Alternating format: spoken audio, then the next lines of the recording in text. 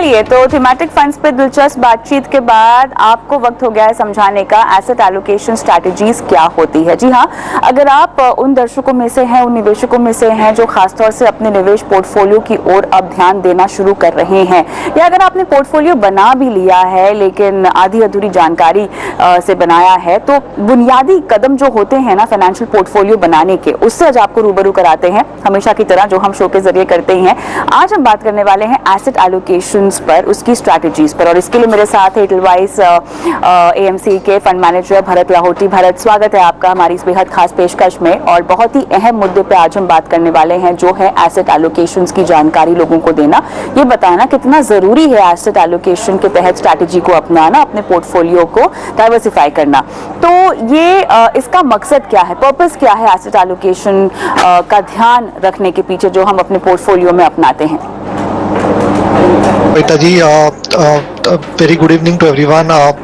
Basically अगर आप देखेंगे, ये एसेट एलोकेशन जो हम करते हैं, हमें मालूम नहीं है नेक्स्ट ईयर या आगे के 2-3 सालों में कौन से एसेट क्लास अच्छे करने वाले हैं। मार्केट वॉलेटाइल है, किसी को आइडिया नहीं है कि एक्चुअली कौन से रिटर्न्स बेटर आएंगे। कोई क्रिस्टल बॉल गेजिंग कर सकता है, कोई प्रेडिक्शन के हिसाब से कुछ अनुमान लगा सकते हैं कि ये रिटर्न आ सकते हैं, बट कोई पिन पॉइंट नहीं कर सकता कि अगले साल ये एसेट क्लास अच्छा करेगा। अगर आप एक साल पहले पिछले चले जाओ तो पिछले साल गोल्ड ने बहुत अच्छा रिटर्न दिया as compare to equity market and debt market. हम सिंह लास्ट एक साल का रिटर्न देखेंगे तो उस हिसाब से तो हमें आइडिया नहीं है कौन से एसेट क्लास अच्छे करते हैं, कौन से एसेट क्लास आगे साल में अच्छे करेंगे। तो एक अप्रोच ये रहता है लोगों का कि इन्वेस्टमेंट आप 2-3 एसेट क्लासेस में करिए। अगर आप मैं सिंपल एग्जांपल दे दूं, एक अगर किसान होता है, अगर वो सिर्फ एक ही टाइप की खेती करता है, गेहूं की खेती करेगा, तो उसकी रिटर्न्स और जो रिस्क है वो बहुत अनइवन रहेंगे। अगर वो खरीफ क्रॉप के साथ रबी क्रॉप करेगा, गेहूं खेती के साथ अगर मकई की भी खेती करेगा, तो ऑप्शन है कि शायद उसकी रिटर्न्स बेटर होंगे, रिटर्न्स और रिस्क भी थोड़ा कम होगा। तो एसेट एलोकेशन रिक्वायरमेंट एक है कि आपको एक प्रेडिक्टेबिलिटी मिले, क्या रिटर्न्स आ सकते हैं, क्या रिस्क आप ले रहे हो, वो एक आपको बेटर कर पाएगा। दूसरा एक इंपॉर्टेंट एस्पेक्ट एसेट एलोकेशन का ये होता है कि आप एक थोड़ा सिस्टमैटिक तरीके से करने की कोशिश करते हो, जिससे आपका रिस्क और रिटर्न बेटर होता है। और एक इंपॉर्टेंट एस्पेक्ट जो पब्लिक बहुत हद तक रिटेल इन्वेस्टर मिस आउट कर जाते हैं, वो है कि ये सिर्फ रिटर्न और रिस्क नहीं, और भी आपकी चीजों को हेल्प करता है। जैसे आपको टैक्सेशन है, अगर सपोज आपने इक्विटी और डेट में इन्वेस्टमेंट किया हुआ है, बट आपको टैक्सेशन रेट भी थोड़ा कम करना है, तो आप अपने फिक्स डिपॉजिट जो आपने डेट के जी एक एक करके हम इन तमाम मुद्दों पर आते हैं, लेकिन जो मैं सवाल आपसे अब पूछना चाहती हूँ, इसके जो बुनियादी फायदे हैं उस पर हम आगे आएंगे, लेकिन जब मैं एसेट एलोकेशन की बात करती हूँ तो थोड़ा सा हमें जानकारी आप एसेट क्लासेस के बारे में दीजिए कि किन किन एसेट क्लासेस को शामिल किया जाता है जिसके तहत आप निवेश करते हैं। तो एसेट क्लासेस में अगर आप देखेंगे तो एसेट क्लासेस में अमूनतौन 3-4 एसेट क्लासेस जिसमें लोग इन्वेस्ट करते हैं। एक है इक्विटी, और इक्विटीज के अंदर भी अलग अलग asset classes with in that हो सकते हैं। आप ग्लोबल इक्विटीज डाल सकते हो, लोकल इक्विटीज डाल सकते हो, large cap, mid cap, small cap डाल सकते हो, तो वो एक और बास्केट हो जाएगा। दूसरा बास्केट है डेट फंड्स का बास्केट, जिसमें आप 2 टाइप के एसेट क्लासेस, उसमें भी 2 टाइप के फंड्स कैटेगरी डाल सकते हो। एक क्रेडिट फंड डाल सकते हो और एक आप ड्यूरेशन फंड डाल सकते हो। तीसरा है आप कमोडिटीज में डाल सकते हो, जिसमें आप तीसरा एसेट क्लास है जहां पे आप गोल्ड, सिल्वर, एग्रीकल्चर कमोडिटीज में डाल सकते हो, वहां एक डाइवर्सिफिकेशन तीसरा कर सकते हो। चौथा आप रियल एस्टेट में डाल सकते हो, आप रियल एस्टेट में आप डाइवर्सिफिकेशन कर सकते हो। पांचवा आप करेंसी में कर सकते हो, आपको Indian currency, US, develop market currency, emerging market currency, वहां पे भी कर सकते हो। तो एसेट क्लासेस की कमी नहीं है, सब एसेट क्लासेस के अलग अलग रिस्क प्रोफाइल है, अलग अलग रिटर्न प्रोफाइल है, और इन्वेस्टर को एक ब्लेंड देखना रहेगा कि आपके रिस्क एपेटाइट से किस एसेट क्लास मैच करता है और आपके गोल्स को कैसे सेटिस्फाई करता है। तो एक बहुत जरूरी बात जो दर्शकों को समझनी है वो ये है कि सबसे पहले जब आप अपना पोर्टफोलियो बनाते हो तो उसको अपने लक्ष्यों के तहत आपको डिजाइन करना चाहिए। उन लक्ष्यों के तहत आपको एसेट एलोकेशन की स्ट्रैटेजी को अपनाना चाहिए। यहाँ पर आपका जो रिस्क है, अगर आप पूरी तरह से अच्छी तरह से इनफैक्ट डाइवर्सिफाइड हैं तो आपका रिस्क तो कम होता ही होता है, लेकिन बाजार में जो अस्थिरता है और अलग अलग फेजेस हैं, कहीं ना कहीं आपका पोर्टफोलियो बैलेंस आउट हो जाता है। अब मुझे ये समझाएं, मौजूदा स्थिति को अगर मैं उदाहरण के तौर पर लेकर चलना चाहूँ तो ताज़ा स्थिति में अगर किसी को एसेट एलोकेशन अपने पोर्टफोलियो में रिवैम्प करना है, रीबैलेंस करना है अपने पोर्टफोलियो को, तो आप कैसे समझाएंगे कहाँ आपको हैवी होना चाहिए, कहाँ आपको कुछ मुनाफा बुक कर लेना चाहिए, बदलाव किस तरह से हो मौजूदा स्थिति में? देखिए, एसेट एलोकेशन हर एक के लिए एक अलग एसेट एलोकेशन होता है। अगर हमारी इनकम लेवल सेम भी रही तो भी एसेट एलोकेशन डिफरेंट हो सकता है। हमारे रिस्क एपिटाइट, हमारे फैमिली स्ट्रक्चर्स और हमारे एज स्ट्रक्चर के हिसाब से एसेट एलोकेशन डिफरेंट हो सकता है। अगर आप करंट मार्केट सिनेरियो के हिसाब से अगर देखेंगे, ऑब्वियसली इन्फ्लेशन एक जो कंसर्न था लास्ट 6-8 महीनों से, वो एक थोड़ा रिसीडिंग हुआ है कि इन्फ्लेशन कंसर्न इतना बड़ा पार्ट नहीं है। बट अभी interest rate regime clearly define नहीं हुई है। अगर आप लास्ट एक महीने का देखेंगे, वहां पे एक एक्सपेक्टेशन था कि शायद पीक आउट हो गया है। बट अगर आप जो नए डेटा आ रहे हैं, चाहे वो हाउसिंग के डेटा हो, चाहे एम्प्लॉयमेंट के डेटा हो, चाहे, और ये सब मैं ग्लोबल कंटेक्स्ट में बात कर रहा हूं, तो वहां पे एक मिक्स डेटा आ रहा है। उसके कारण एक अभी तक बन नहीं पा रहा है कि इन्फ्लेशन पीक आउट हो चुका है या अभी नहीं हुआ है, और इंटरेस्ट रेट्स क्या पीक आउट हो चुका है या नहीं हुआ है। ऐसे सिनेरियो में रिटेल इन्वेस्टर के पास ऑप्शंस अवेलेबल है कि आप है ना हाइब्रिड कैटेगरी के थ्रू आइए, जहां पे मिक्स हो इक्विटी डेट और गोल्ड का mix kind of structures fund रहते हैं, जहां के थ्रू आ सकते हैं। और इन जिन थोड़े एडवांस निवेशक है, वो बैलेंस एडवांटेज फंड के थ्रू भी आ सकते हैं, जहां पे मिक्स मार्केट कंडीशन के हिसाब से चेंज हो सकते हैं।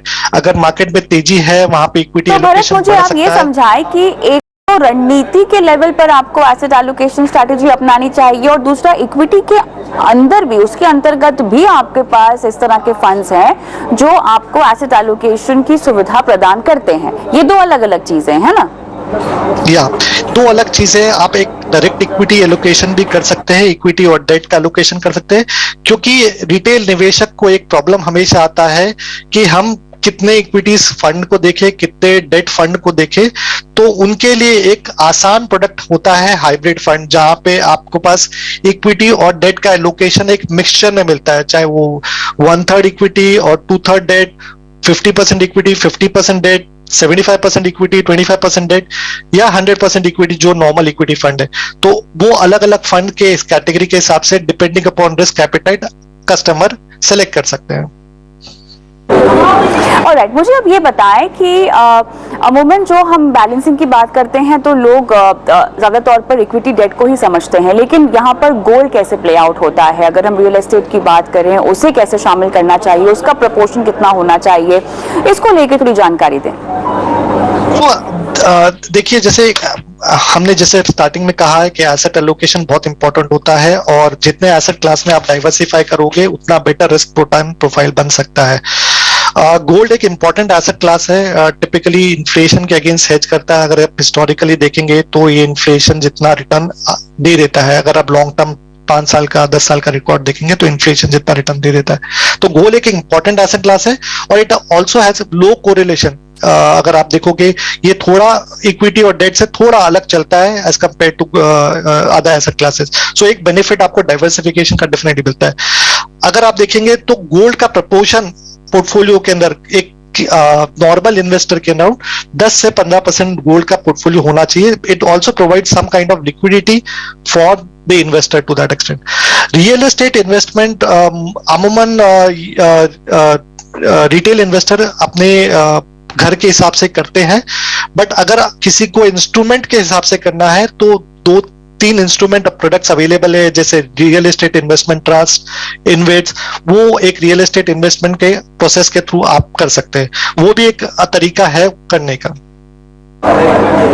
भरत, ये बताएं कि ये आपस में किस तरह से रिलेटेड होती हैं एसेट क्लासेस, और साथ ही अगर हम बाजार की चाल की बात करें तो किस तरह की एसेट क्लास बाजार की किस तरह की चाल के तहत कामकाज करती है? जैसे तेजी के मार्केट में, अगर मार्केट तेजी में रहता है तो हमें सभी मालूम है इक्विटी मार्केट बहुत अच्छा करता है। जब हमें रिसेशन दिखाई देता है और जब मार्केट में थोड़ी मंदी दिखने लगती है तो हमें देखा है कि गोल्ड और ये एसेट क्लासेस ज्यादा बेटर करते हैं। अगर आप इंटरेस्ट रेट रजीम की बात करेंगे, टिपिकली इंटरेस्ट रेट रजीम में जैसे इंटरेस्ट रेट जब घटने लगते हैं तो इक्विटी मार्केट काफी बेटर करता है। जब इंटरेस्ट रेट बढ़ने लगते हैं तो ऑब्वियसली ये आपको इक्विटी मार्केट इतना अच्छा नहीं करता और दूसरे एसेट क्लासेस काफी अच्छा करने लगते हैं, specially real estate and all the other market starts doing well. तो वो आपको ये मिक्स करना है, आपको मैक्रो इकोनॉमिक फैक्टर्स को लेके टैक्टिकली एसेट एलोकेशन करना पड़ता है अगर कोई एक्टिव इन्वेस्टर है तो। नहीं तो for a passive investor structural investment is required. एक स्ट्रक्चरल आप इक्विटी डेट का मिक्स ले लीजिए और रिटेल इन्वेस्टर के लिए एक सिंपल प्रोडक्ट्स वो हाइब्रिड कैटेगरी फंड्स में बहुत मिल जाते हैं। थोड़ा सा हम अब इस हाइब्रिड कैटेगरी की ही बात करते हैं, क्योंकि अमूमन फाइनेंशियल पोर्टफोलियो अगर आप किसी से देखिए आर्थिक सलाहकार से अगर आप मदद नहीं ले रहे हैं, अगर आप बाजार के जानकार भी नहीं है, तो अपने पर्सनल लेवल पर थोड़ा सा डाइवर्सिफाई करना मुश्किल हो सकता है। जिस तरह के फंड्स की आप बात कर रहे हैं वो आपको कैसे सहूलियत देते हैं एसेट एलोकेशन की, ये बताएं। तो देखिए हाइब्रिड कैटेगरी फंड्स में आपको अलग अलग क्लासेस मतलब अलग अलग टाइप का इक्विटी डेट का एक्सपोजर मिल जाता है। तो एक पहला है कि आपको एसेट एलोकेशन का जो काम करना रहता है वो फंड कर रहा है, जो फंड मैनेजर देख रहा है। दूसरा एक और चीज है कि ये buy and hold approach kind of है, आपको सिर्फ पैसा वो फंड में डालना है और वो फंड आपका इक्विटी और डेट एलोकेशन मैनेज कर रहा है। तीसरा है ये एक बहुत सिंपल प्रोडक्ट है, इसमें इमोशनल बायसनेस नहीं है कि मुझे आज इक्विटी अच्छा लग रहा है तो आज मैं इक्विटी में डाल रहा हूँ, डेट में अच्छा लग रहा है तो डेट में डाल रहा हूँ।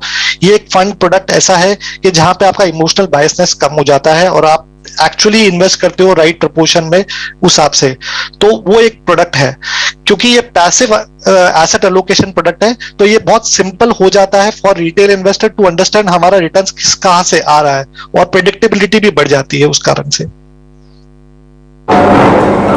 आपने शुरुआत में एक पॉइंट मेंशन की थी जिस पर हमने विस्तार से बात नहीं की भारत अब तक, वो है टैक्सेशन का फायदा। इसको आप कैसे समझाएंगे? एक ये हमेशा बोला गया था एसेट एलोकेशन में हमें हमेशा कोशिश रहती है कि हमारा रिटर्न मैक्सिमाइज हो और रिस्क मिनिमाइज हो। एसेट एलोकेशन का एक बेसिक फायदा तो ये होता है, बट एसेट एलोकेशन का और भी फायदे हैं जो people most of the retail investor ignore करते हैं। पहला एक फायदा है कि आपको टैक्सेशन बेनिफिट्स काफी मिल जाते हैं अगर आप एसेट एलोकेशन प्रॉपर कर लिए थे। एग्जांपल के तौर पे अगर आप देखिए, उदाहरण के तौर पे अगर फिक्स्ड इनकम में डालना है, डेट में हमको पैसा डालना है, तो एक ऑप्शन अवेलेबल रहता है कि फिक्स्ड डिपॉजिट में आप अपना पैसा डाल दीजिए।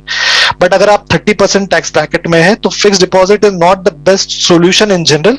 May be PPF is a better solution जहां पे आपको टैक्स एडवांटेज मिल सकता है, बट उसमें एक और प्रॉब्लम आ जाती है कि वहां पे लिक्विडिटी आपकी वीक हो जाती है। बट अगर आप लिक्विडिटी को थोड़ा अच्छा सहूलियत देना पड़ा है तो आप डेट फंड में जा सकते हैं जहां पे आपको इंडेक्सेशन बेनिफिट मिल जाएगा, जिससे टैक्सेशन रेट भी कम हो जाएगा, लिक्विडिटी भी बेटर होगी और आपको डेट एक्सपोजर में मिलेगा।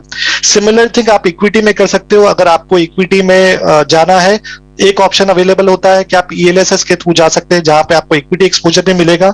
एक लिक्विडिटी का 3 साल का लॉक इन मिलेगा जहां पे आपको बिहेवियरली आप बेचोगे नहीं वो इक्विटी को और होल्ड करोगे, क्योंकि हमें कहा गया है जैसे कि इक्विटी जितना देर होल्ड कर पाएंगे उतना ज्यादा रिटर्न्स बेटर बन पाएंगे। तो एक एडवांटेज आपको ये सब इंस्ट्रूमेंट से थ्रू और एसेट एलोकेशन से आप बना सकते हैं। भरत, जब हम एसेट एलोकेशन की बात करते हैं तो आपके लक्ष्यों को टाइप करना इनसे बहुत बेहतरीन तरीका हो सकता है आपके सभी आर्थिक लक्ष्यों को पूरा करने का और एक सधा हुआ निवेश पोर्टफोलियो भी बनाने का। तो मुझे बताएं कि अमूमन लोगों के, अगर मैं लॉन्ग टर्म गोल्स की बात करूं तो घर खरीदना होता है, बच्चों की पढ़ाई लिखाई, खुद का रिटायरमेंट, अगर कोई बहुत ज्यादा आगे की सोच सके तो शायद गाड़ी खरीदना या सैर सपाटा, इस तरह के आम गोल होते हैं जो हमें दर्शक हमारे शो पर अब पूछते हैं। एसेट एलोकेशन इस तरह की स्ट्रैटेजीज को बनाने में और आपके लक्ष्यों को अचीव करने में कैसे आपकी सहायता कर सकता है? तो एसेट एलोकेशन का बेसिक एम है कि आपका जो गोल है, जो आपने बताया है कि घर खरीदना है, शादी करवानी है, बच्चों की पढ़ाई है, ये गोल का आपका एक प्रोसेस रहता है कि आपको एक टाइम पीरियड मालूम रहता है कि आपको ये साल में, नेक्स्ट 5 साल में एक घर खरीदना है, हमको 10 साल में हमारे बच्चों की शादी करानी है, या हमारे 15 साल में हमारे पढ़ाई का एक खर्चा आ सकता है। तो अगर हमें टाइम पीरियड मालूम है तो हम हमारे पोर्टफोलियो को उस हिसाब से कंस्ट्रक्ट कर सकते हैं। जैसे हमें मालूम है 15 साल बाद में अगर पैसा चाहिए तो हम कोशिश करते हैं कि हमारा एसेट एलोकेशन मोर इक्विटी साइड टिल्ट हो, जहां पर हमें कोई लिक्विडिटी आज नहीं चाहिए, 15 साल बाद में लिक्विडिटी चाहिए, तो less liquid instrument, equity instrument में आप जा सकते हैं। अगर हमारे खर्चे अभी नेक्स्ट 2 साल में हैं कि सैर सपाटा करना है, हमको 1-2 साल में करना है, तो हमें वो एसेट एलोकेशन बिल्ड करना पड़ेगा low liquid, high liquid asset classes में, जहां पे आपको पैसा जल्दी से जल्दी मिल सके। दूसरा एक इंपॉर्टेंट है, जब हमारा लक्ष्य अगर सपोज बड़ा है तो हमें सेविंग्स तो बड़ी करनी है, बट हमें और भी सोचना है कि ये लक्ष्य पूरा करने के लिए हम और जो इंस्ट्रूमेंट सेलेक्ट करें उसका रिटर्न प्रोफाइल बेटर हो सके। तो अगर हमें बड़ा लक्ष्य करना है तो सेविंग्स है, और हमें ऐसे इंस्ट्रूमेंट में जाना है, ऐसे एसेट क्लास में जाना है जहां पे रिटर्न प्रोफाइल काफी बेटर है। तो इक्विटीज के अंदर भी मिड कैप, स्मॉल कैप का जहां पे रिटर्न प्रोफाइल बेटर हो सकते हैं, वहां पे हमारा एसेट एलोकेशन बढ़ना चाहिए। चलिए, तमाम तरह की बारीकियां आपने दे दी एसेट एलोकेशन स्ट्रैटेजीज पर। उम्मीद करते हैं दर्शकों ने इसको गार्ड बांध लिया हो और अपने फाइनेंशियल पोर्टफोलियो को बनाते वक्त इसका वो ध्यान भी रखे। बहुत बहुत धन्यवाद भरत, आपने समय निकाला इस खास पेशकश के लिए। लेकिन ईटी मनी बनो अपना फाइनेंस मिनिस्टर में हम रुकेंगे छोटे से ब्रेक के लिए। ब्रेक के उस पर हमारे साथ जुड़ेंगे हमारे 2 खास फाइनेंशियल प्लानर्स कीर्तन शाह, अमित कुकरेजा, और ये कराएंगे आपकी फाइनेंशियल प्लानिंग लाइव टेलीविजन पर। तो मिलती हूँ आपको छोटे से ब्रेक के बाद, लेकिन ब्रेक पर जाएं उससे पहले एक नंबर आपकी स्क्रीन पर छोड़ रहे हैं जो हमारा एक्सक्लूसिव व्हाट्सएप नंबर है, और इस नंबर पर हमें इंतजार होता है आपके सवालों का।